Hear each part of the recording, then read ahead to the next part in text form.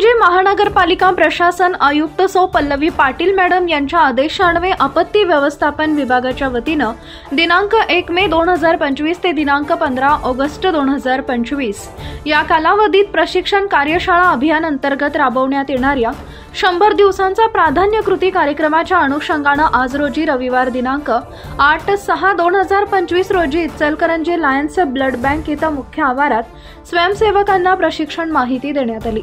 यावेळी माणुसकी फाउंडेशनचे संस्थापक अध्यक्ष रवी नौशाद जावळे आणि टीम तसेच पोलीस बॉयज असोसिएशन इचलकरंजीचे सतीश अण्णाप्पा चव्हाण आणि टीम यांना आपत्ती व्यवस्थापनाचा महत्त्वाचा भाग म्हणून त्या अंतर्गत येणाऱ्या सर्व अत्यावश्यक साहित्य सामग्रींचे तसेच आपत्ती व्यवस्थापनाची विविध कार्यप्रणाली यंत्रणा कशा प्रकारे कार्यान्वित करत त्या आपत्कालीन परिस्थितीत कशा प्रकारे राबवले पाहिजे याविषयी सविस्तर माहिती स्वयंसेवकांस देण्यात आली।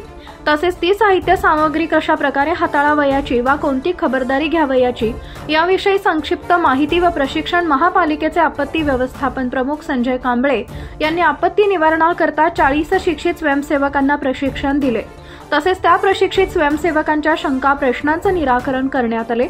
आपत्ती व्यवस्थापनामध्ये काम करत असताना आपली सतर्कता बाळगून कशा प्रकारे सज्ज राहिलं पाहिजे याविषयी मार्गदर्शन केले। यावेळी अनेक स्वयंसेवक मुला-मुलींनी आपला मोठ्या संख्येने सहभाग नोंदवला होता। चॅनल सबस्क्राइब करा, बेल आयकॉनचे बटन दाबा, सोबत शेअर करायला विसरू नका।